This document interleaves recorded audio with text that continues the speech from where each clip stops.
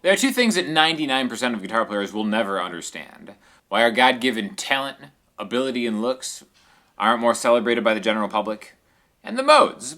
So they were talking about the modes, but hold on. Don't click off yet. I feel like I have a good way of describing this if you've never actually had anything mode-related seep into your fingers, okay? So we're going to do just a quick lesson in the key of C, talking about how different chords in the key have a different sound and how you can actually use this in a very practical way, all right?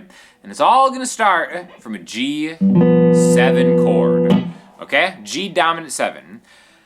Let's just get right to it, guys. The major scale is something you gotta know, right? Maybe you've mindlessly practiced it over and over again, and like, yeah, I can do that. I can even do it with, a flat 7 or something like that. But this is why this is really important, because every chord in a key has its own signature flavor, and there are specific things that you can do around that chord that will really help improve your playing and just kind of like your songwriting and your understanding of music in general, all right?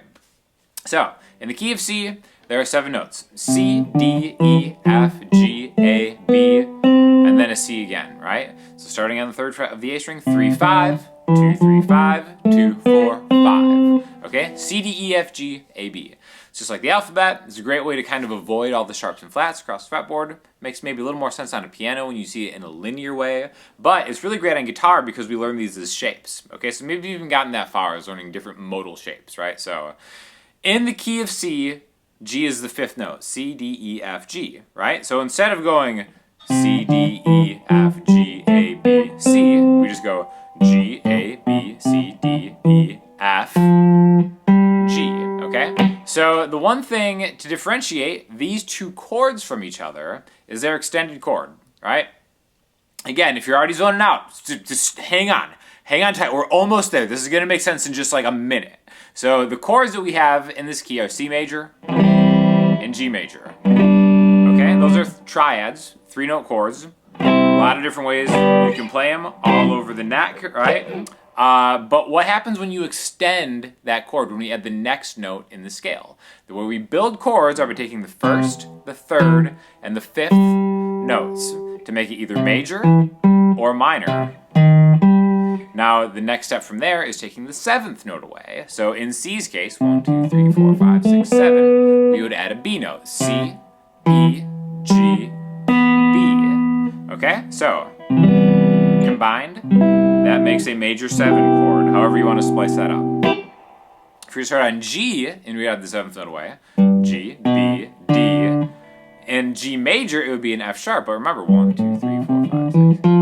There's no F sharp in this key, there's an F. So we have a flat 7, therefore we're adding a 1, 3, 5, flat 7, and then we get a G7 chord. A dominant 7 chord versus a major 7 chord. Totally different. Even though they're 75% the same, totally different chords. Okay, so this voicing in particular, I think really spells out how this can be very helpful to you, is we've got 3, 2, 3, 4. And again, that note on the G string is optional. If you just want to make it an easy 3 note, 1, 3, flat 7, that's fine. I kind of like having this tritone in there because that's kind of what's so responsible for the character of this 7th chord, this dominant 7 chord. But I think what it comes down to is what is special about this chord? What's special about the 5th chord in any key? Well, it's a major chord with a minor 7th. Right? And then those two things combined cause that sound, which doesn't occur in any of the other chords. Okay? Even if they're other major chords, they don't have that spiciness to it. One way that we can practice this and solidify in our fingers as a guitar player is actually going through the single notes that also make it special. One really easy way to do this, starting on a G, is just going like this. Right there. 3, 2, 3, 2, 3. It's just kind of like a shortcut from the entire hand shape, which would be 3, 5, 2, 3, 5, 2, 3, 5. But just go 3, 2, 3, 2, 3. And then combine that with the chord. And you can actually do some kind of like, funky, spicy things without doing a whole lot of work in your fretting hand, like G7.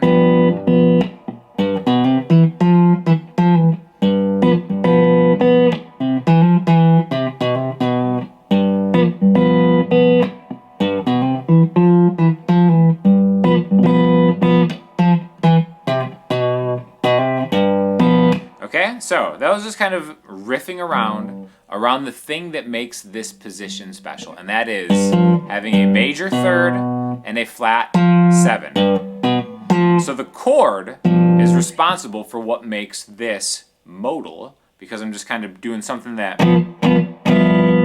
sounds like I want to resolve on G, when really we're in the key of C. Okay, one way to solidify this is doing something bluesier, where you turn every chord into a 7 chord, right? So we could pretend we're in the key of G with a flat 7, which again is like a blues scale type thing, and then we go G, C, D, same shape. Again, diatonically, if we just use the notes in a key, we can't do this without breaking the rules. That's why bluesy stuff breaks the rules, right? So we can have a G, C, D,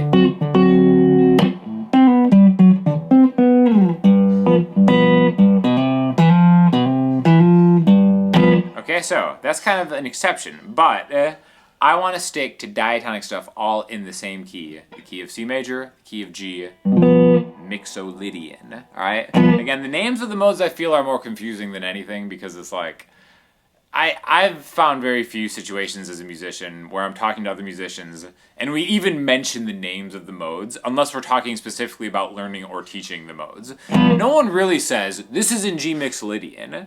Usually it's communicated in a much different way, but that is the name of this mode. I want to talk about the sponsor of today's video, Sweetwater, specifically Gator, and this cable. This is the noiseless cable. I've done a few videos on this.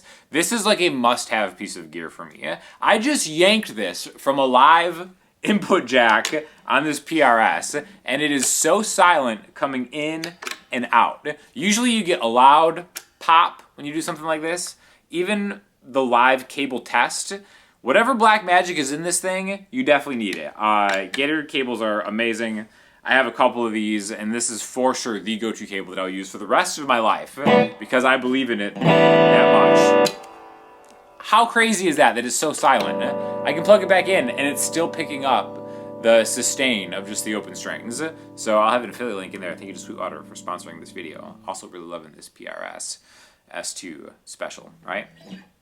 So, we talked about the flat 7 being what makes the 5 chord special. I want to talk about the other major chords in the key, being C major as the 1 chord, and F major as the 4 chord. Okay? So, the 1 chord, what's special about the 1 chord? Everything comes from it, right? So if we go to C, C, D, E, F, G, A, B, C. This is just the regular major scale. Whole, whole, half, whole, whole, whole, half. Right? As compared to whole, whole, half, whole, whole, half, whole.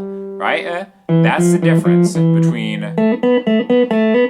C major and G mixolydian. Just that one interval in a different place, because the notes are lining up in a different way. Now, I think what's really interesting about the 4 chord, and I am such a simp for the 4 chord, is because what is special about it is not in its extended chord. Okay, so what I mean by that is if we take a regular F major triad, it's an F, an A, and a C. Okay, we can extend that by going 1, 3. We're going 1, 3, 5, and then we go to the 7. Okay, so F, A, C, E. Okay, so it's a regular 7, not a flat 7. Really easy to do it with a chord. You just open up the high E string.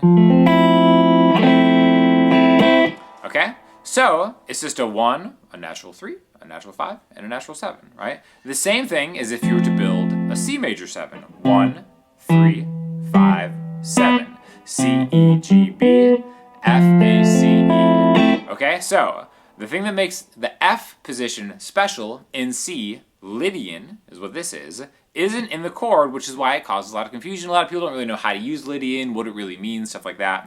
Lydian has a sharp 4, okay? So if we were going to go like a regular major scale hand shape, which I always think, even though I probably use 3 notes to string more in my personal playing now, I always think educationally, middle, pinky, index, middle, pinky, index, ring, pinky, right? To me, that's how I learned it, so that's how I always kind of default to a shape. If we just take that to the 8th fret, That's F major. 1, 2, 3, 4. Sharp 4. F, G, A, B, C, D, E, F.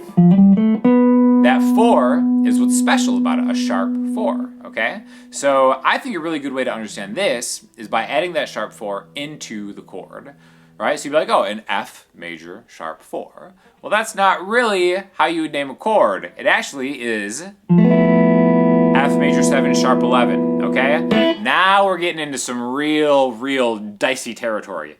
F major 7 sharp 11, you say? What even is that? I sound like Rick Beato all of a sudden. F major 7 sharp 11. We've got an F, an A. We're gonna skip the C, it's gonna be implied. It's gonna be open B string, open E string, okay? A very it begs a question to be answered by C. Even C major 7, right? I personally love F major 7 sharp 11 chords. Listen, if you can say that quickly, it's even more impressive than playing it quickly. But again, having that B in there is what makes it special. You can do the same thing, maybe playing off of just like this as your root note, 3rd fret on the D string. So if we just kind of jam on it, I just want to do something to accentuate the 2, 4, 5 fret-wise, 2nd, 4th, and 5th frets of the G string, the A, B, C. So.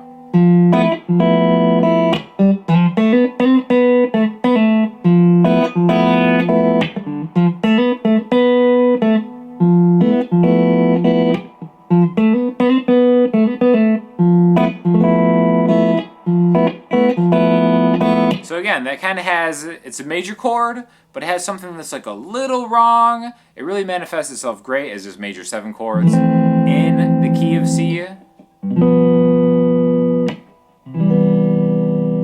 But I think really pairing the thing that makes a chord special with the chord that illustrates that is a great way to understand the modes. And every single note in a key is going to have a chord that makes it special and then just like a little thing that you could do, right? I don't want to make this video be super long about all the modes, but for example, we'll just do a real quick minor chord one. D is the 2nd degree in the key of C, right?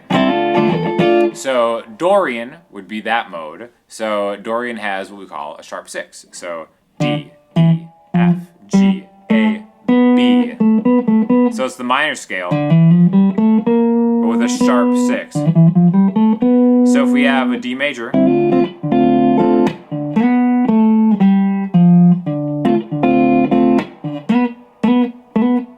that's a good way to kind of illustrate that 1, 2, 3, 4, 5 sharp 6. You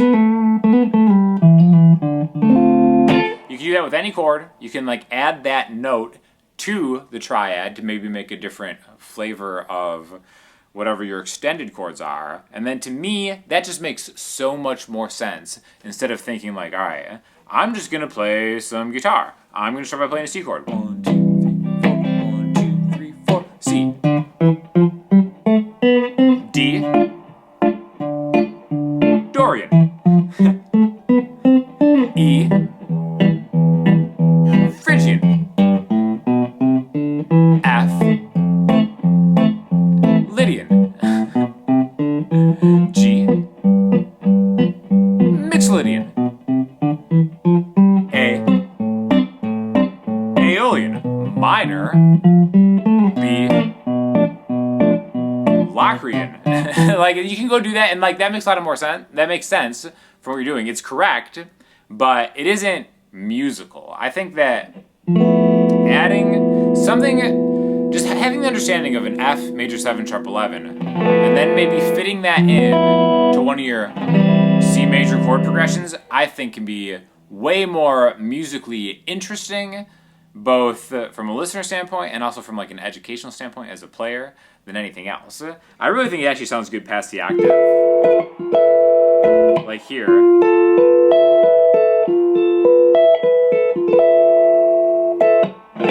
Again, sounds awesome. Big fan of that chord.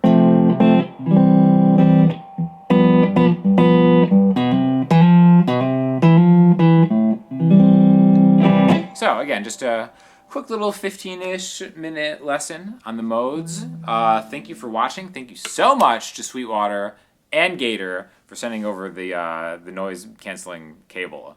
I'll have an affiliate link in the description. Anything you get through Sweetwater, even if it isn't one of these products, please consider using my affiliate code because it doesn't cost you anything extra, but it gives them feedback that you guys are watching the videos and buying stuff, and they keep sponsoring awesome videos and being a great partner of mine. So thank you for watching, and I will talk to you later.